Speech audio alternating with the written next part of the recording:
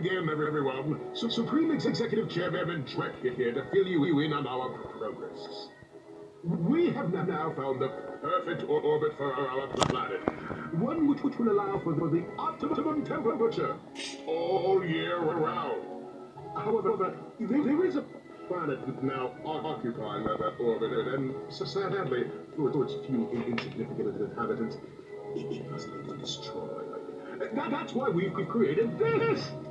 The Planet Buster Maximus, a device capable of blowing an entire planet into subatomic particles.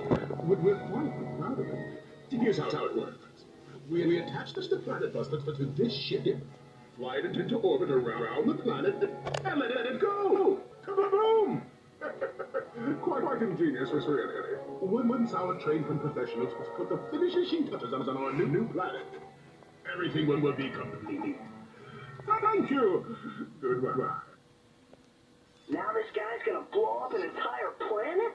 That's just mean. That's what I've been telling you. Look, I'm still gunning for Quark. If we end up taking out Drek too, hey, fine. What? You do care. Don't push it